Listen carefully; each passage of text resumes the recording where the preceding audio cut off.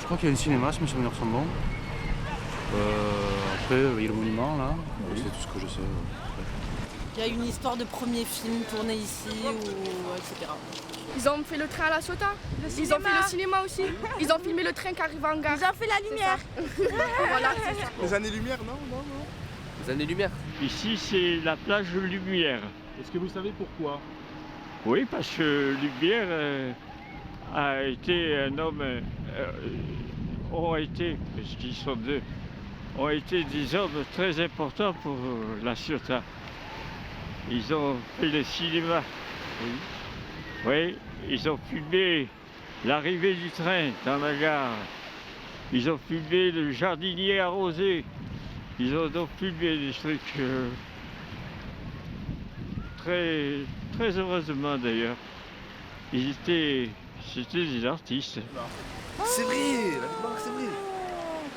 Bah, merci les frères Lumière.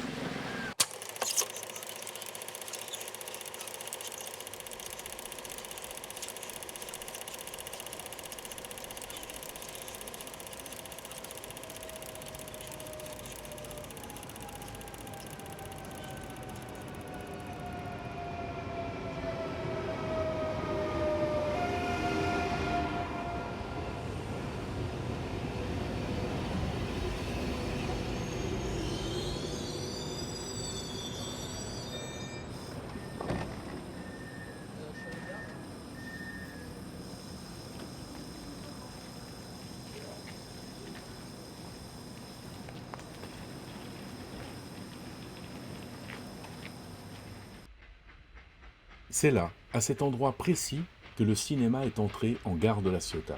Louis Lumière ne laisse rien au hasard. Avant d'installer sa caméra, son cinématographe, il est venu repérer, choisir la meilleure place, trouver le plus beau cadre. Une petite fille en robe blanche sautille comme pour attirer l'attention, c'est la propre fille de l'opérateur. Parmi les vrais voyageurs, une figurante en capeline à carreaux écossais, chapeau à ruban porté sur le côté. « Soyez naturel, ne regardez surtout pas l'objectif », a dit Louis à sa mère. L'œil virevolte et se détourne très vite.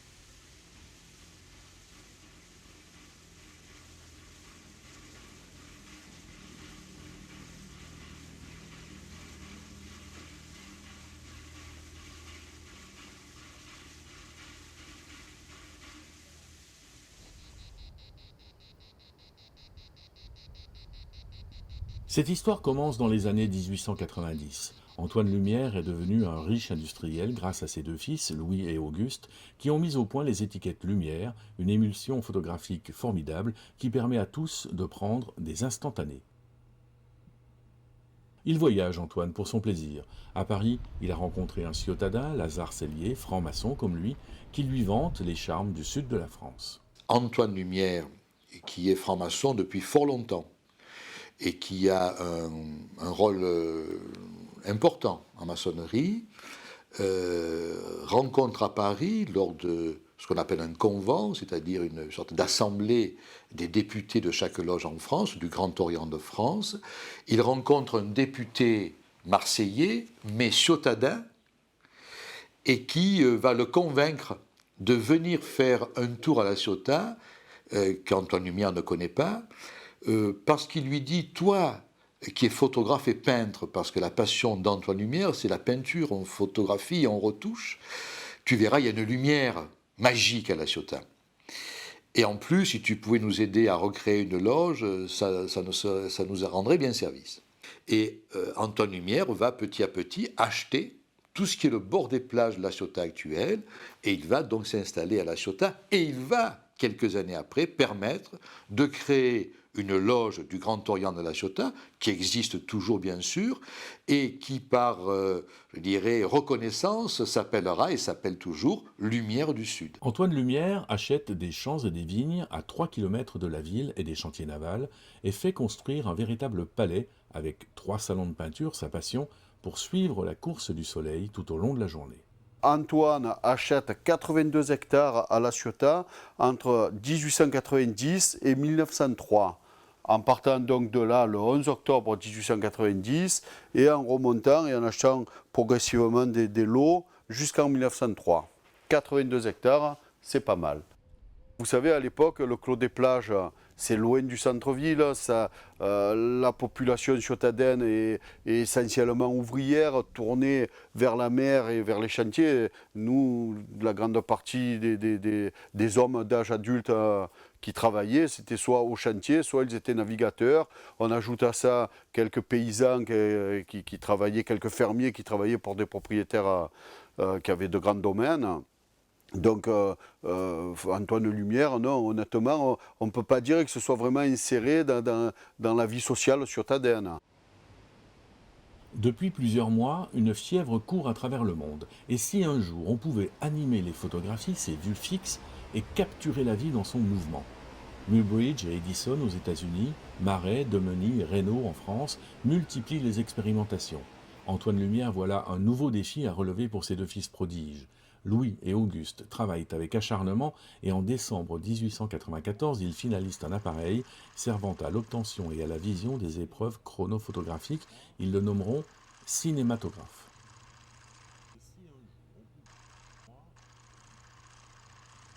Le cinéma, c'est une salle obscure avec un public et un grand écran. Donc c'est ça le cinéma. Et à partir de ce constat, on est obligé d'admettre que c'est quand même bien les frères Lumière qui ont inventé le cinéma. Enfin, le cinématographe, tout au moins. Durant l'été 1895, Louis Lumière teste son cinématographe à La Ciotat. La lumière est magnifique et les membres de sa famille posent sans discuter devant son objectif. Je ne sais pas même si les ciotadins ont pris conscience de l'importance de ce qu'était le film. L'arrivée d'un train en gare de La Ciotat qui fait la première page de toutes les encyclopédies de cinéma. Je crois que ça s'est passé complètement inaperçu dans le vécu des ciotadins de l'époque. Maintenant, tout le monde, tous les ciotadins, tous les jeunes ciotadins dans les écoles savent cette histoire. Mais dans les années 1930-1950, l'arrivée du train en gare de La Ciotat, ce n'était pas un sujet tellement de conversation. Au Clos des Plages, Louis tourne comme un fou plus d'une vingtaine de films, chacun d'une durée d'environ 30 secondes. À l'autre bout de la baie, le cœur de la ville bat au rythme des chantiers navals, la fierté des ciotadins. Les Lumières incarnent à la fois la réussite bourgeoise et la promesse d'un monde meilleur, une société industrielle faite de labeur et de mérite, de laquelle émerge une nouvelle couche sociale, les ouvriers. La Ciotat est le reflet exact de cette société en pleine mutation et d'une lutte des classes qui dit à peine son nom, le prolétariat des chantiers navals et le monde de la bourgeoisie, chacun d'un côté du Golfe. Pendant très très longtemps, la ville, on peut dire, les habitants de cette ville vivaient essentiellement dans ce port de pêche. C'était un gros village, c'était un bourg de pêcheurs. Et on peut voir que l'habitat de centre-ville de La Ciotat le plus ancien, c'est vraiment cet habitat modeste de pêcheurs. Et ça a duré très très longtemps. Alors on peut dire que ça a duré finalement jusqu'à l'arrivée des frères Lumière à La Ciotat. S'est installé petit à petit un clivage à la fois territorial et sociologique. On a d'un côté des gens qui sont les ciotadens, qui vivent là-bas, qui vivent dans le centre-ville, qui vivent dans la vieille ville et très près de la vieille ville. Et puis après, on a toute une population qui est venue s'installer à La Ciotat, mais sans véritablement vivre à La Ciotat. Et c'est vraiment une coupure à la fois territoriale et sociologique. En tournant la manivelle, Louis vérifie que son appareil de prise de vue est vraiment au point, robuste. Il veut être sûr que la pellicule ne s'enraye pas et que le mécanisme est fiable. Il aurait pu se contenter de filmer la mer ou se rendre dans la vieille ville et les chantiers, un décor extraordinaire plein de fureur et de bruit, d'hommes et de machines. Un terrain sur lequel Louis Lumière ne s'aventure que rarement, lui préférant la quiétude du château et la disponibilité de ses occupants qu'il peut diriger à sa guise. Bon, papa, Alphonse, Félicien, je vais essayer de filmer votre partie habituelle. Félicien, pas de tour de magie, et essayez de faire une partie rapide. C'est parti. Je filme. Allez, amène-nous une main claire.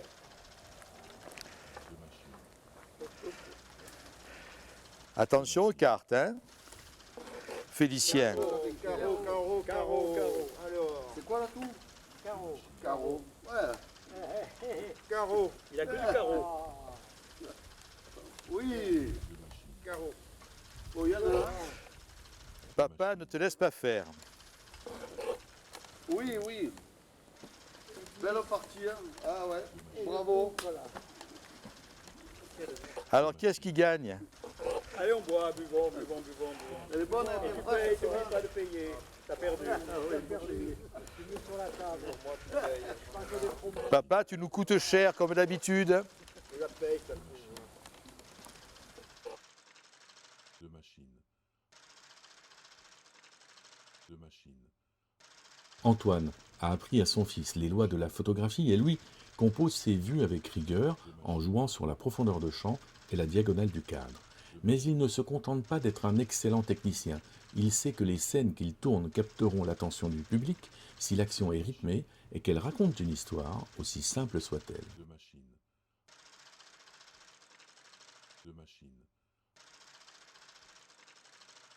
Louis veut tout contrôler, le cadre, la lumière, le mouvement. Il a longuement observé son entourage et il demande à sa famille, aux serviteurs, aux employés, de reproduire des scènes de la vie quotidienne et d'incarner leur propre rôle.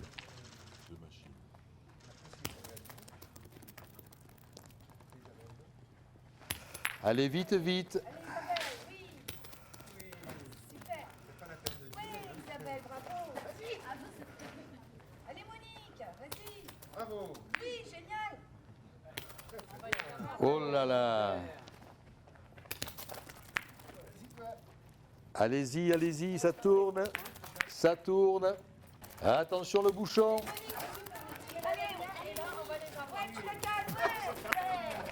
Allez Monique, la dernière. Allez, là, il faut mesurer quand même. Là. Il y en a deux. Il y en a deux.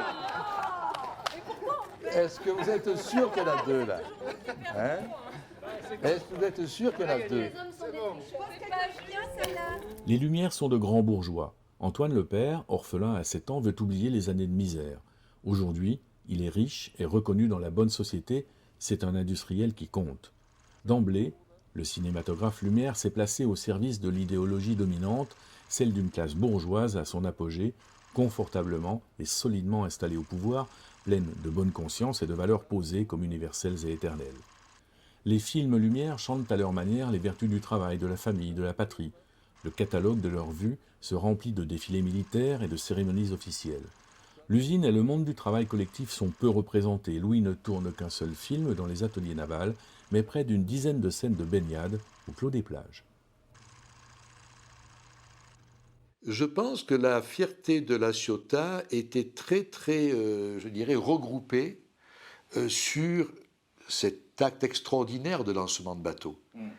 Les Ciotadins étaient avant tout fiers de voir les bateaux lancés et naître dans leur port. Et que ça a un petit peu occulté le reste. L'Éden Théâtre. Désolé, j'ai jamais entendu parler. C'est le premier cinéma, c'est le premier film qui a été tourné à La Ciotat et qui a été tourné, visionné ici, je pense. Voilà.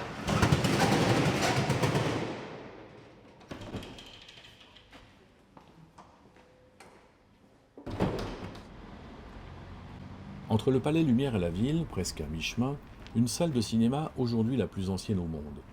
À l'Éden Théâtre, on donne toutes sortes de spectacles. En 1894 déjà, Antoine Lumière vient là discuter avec son ami Raoul Gallo, exploitant de l'Éden. De quoi parle-t-il?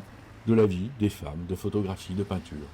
Aucun des deux n'imagine que bientôt sur cette scène, les acteurs n'auront plus besoin d'apparaître en chair et en os et seront remplacés par leur image en mouvement, projetée sur un grand drap blanc. Deux hommes se sont rencontrés qui avaient beaucoup de points communs, des hommes d'une soixantaine d'années, qui venaient tous les deux du monde des affaires. Hein. Et puis, en même temps, alors que Antoine Lumière s'installe à La Ciotat, il rencontre Raoul Gallo, qui lui vient de racheter l'Éden Théâtre. Et très rapidement, les deux hommes vont lier sympathie et vont prendre l'habitude de se rencontrer souvent pour prendre l'apéritif dans la cour de l'Éden. Antoine Lumière est un commercial, il a des préoccupations financières. Il faut dire que ses débuts à Besançon ont été relativement misérables. Il chantait dans les brasseries pour arrondir ses fins de mois. Il nourrissait difficilement sa famille comme photographe. Antoine Lumière songe à la promotion et à l'exploitation du cinématographe. Ses fils viennent d'inventer l'appareil, lui pense à plusieurs séances payantes par jour. Une salle comme l'Éden peut accueillir plus de 200 personnes, de quoi assurer de confortables bénéfices. Louis et Auguste sont des inventeurs, mais aussi des industriels. Ils se méfient des délires de grandeur de leur père et se souviennent avoir évité de très peu, quelques années auparavant, la faillite. Leur père est tellement dépensier qu'il a manqué de flanquer les établissements Lumière en faillite. Enfin, il y a vraiment eu une difficulté importante dans la gestion administrative, au point qu'ils ont dû le remplacer. Donc quand ils voyaient se manifester une initiative et un enthousiasme de leur père, ils avaient une attitude prudente qui explique effectivement les déboires de la firme. Dans la grande salle de réception de son palais, Antoine Lumière invite ses amis et les notables de la ville à assister à une projection de vues animées. Il est temps que le cinématographe Lumière soit connu du monde entier et la Ciotat servira de test. Dans ce salon où nous nous trouvons a eu lieu la première projection de cinéma au monde. C'est Antoine, effectivement, qui a proposé et impulsé cette soirée.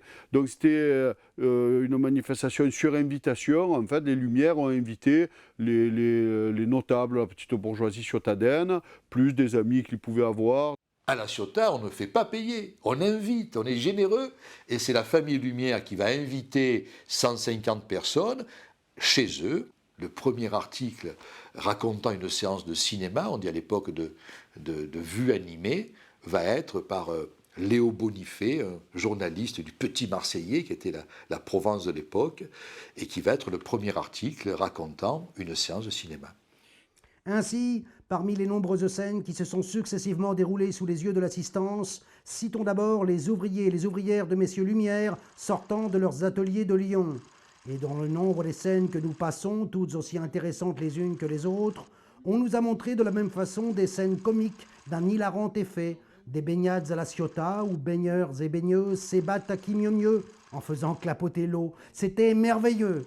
Les expériences ont fait l'admiration de l'assistance, dont l'attention sans cesse captivée par la surprise que produisaient les scènes, lesquelles avaient ostensiblement les apparences de la réalité, applaudi avec le plus chaleureux enthousiasme chaque sujet représenté. Antoine voit les choses en grand. La séance du 21 septembre à la Ciotat a été un succès formidable. Il faut maintenant passer à la vitesse supérieure et ne pas se laisser distancer par des concurrents qui, à travers le monde, pourraient bien, eux aussi, parvenir à projeter des images animées dans une salle. Le 12 octobre, les quais de la Ciotat sont bondés. Tout le monde se presse pour voir un nouveau navire, le Cordillère, quitter les chantiers et s'élancer sur les mers du monde. Louis, dit-on, filme le lancement du Cordillère et quelques jours plus tard, peut-être le 14, une projection est organisée par son père à l'Éden Théâtre. On a eu parfois tendance à dire qu'à partir du moment où le nom de la ville où a été lancé le bateau n'existe pas, on sous-entend que c'est la Ciotat parce qu'ils sont sur la Ciotat depuis quelques 5-6 ans déjà, la famille Lumière. Donc d'un côté on peut dire oui, d'un autre côté, après quelques recherches, je me suis rendu compte que ce film a été projeté pour la première fois de mémoire à Lyon en avril 1996. Et la logique voudrait qu'un film, quand il a été tourné, très rapidement, la technique d'ailleurs le permettait, très rapidement il soit projeté. Ça m'étonnerait qu'ils aient attendu d'octobre à avril 1996, c'est-à-dire 6 mois, pour le projeter. Quand on connaît le fonctionnement d'Antoine Lumière, qui était un homme, on dirait, moi qui suis médecin, on dirait un hypomaniaque. C'est un homme qui était plein de bonhomie, plein de gentillesse, plein de tonus. C'était un monsieur Tonic Man. Et avec l'existant, inventant le cinéma avec une salle de spectacle à côté, il est plus que vraisemblable qu'Antoine Lumière, comme les témoignages verbaux le racontent, soit venu essayer son appareil, faire des projections au début du cinéma. Aucune lettre, aucun article, aucun témoignage écrit ne relate cette séance du 14 octobre. Louis a bien filmé le lancement d'un navire, mais c'était en mars 1896, à la Seine-sur-Mer. Il n'y a pas eu de projection à l'Éden, comme un rendez-vous manqué. Il faudra attendre encore 2 mois avant que le cinéma n'apparaisse aux yeux du monde entier. Le 28 décembre 1895, Antoine organise à Paris la première séance publique et payante dans les salons du Café Indien sur les grands boulevards. Louis formera et enverra dans le monde entier des opérateurs Lumière tourner les premières actualités et projeter leurs films dans des salles de cinéma improvisées. En 1946, Louis Lumière se livre à Georges Sadoul. Quand notre cinématographe a été lancé, nous avons été assaillis par des nuées de gens qui voulaient en avoir la concession. J'ai alors formé une centaine d'opérateurs. Parmi les opérateurs qui ont été envoyés dans le monde entier, il faut citer les noms de Promio, de Mesguich, de Doublier. Au début, les opérateurs nous appartenaient. Par la suite, nous avons pris le parti de vendre nos appareils. Faire des films comme la mode en est venue alors, ce n'était pas notre affaire. Je ne me vois pas dans les studios actuels.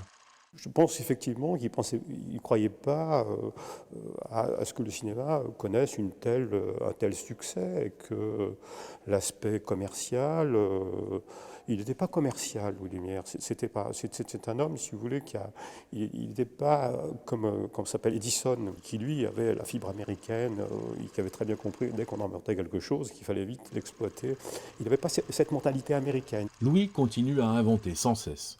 Le cinéma en relief, le haut-parleur, la couleur. Son frère Auguste se spécialise dans le domaine médical avec la découverte du tulle gras ou de médicaments pour lutter contre la tuberculose.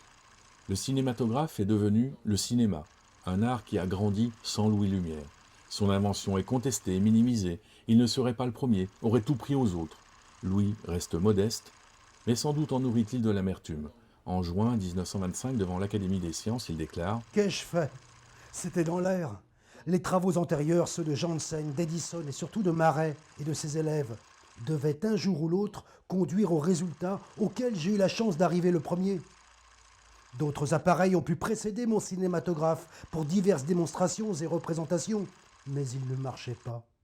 Si j'apprenais un jour qu'avant l'ouverture de la salle de projection du Grand Café, il eût été possible à quelqu'un de dire « Je suis allé au cinéma », je serais le premier à rendre hommage à l'auteur de l'appareil ayant provoqué une telle déclaration.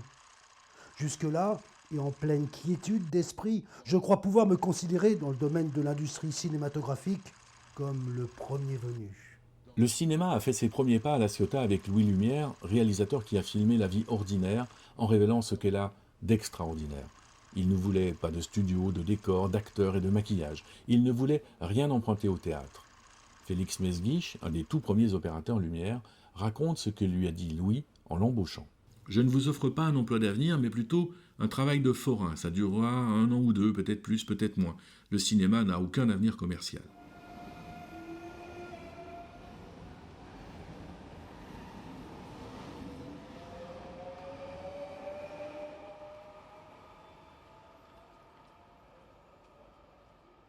L'aventure du cinématographe Lumière aura duré 18 mois. Quelques années plus tard, Léon Gaumont, Charles Pathé en France, William Fox, Samuel Goldwyn, les frères Warner aux États-Unis, créent une nouvelle industrie, l'industrie cinématographique, le plus universel et le plus populaire des arts.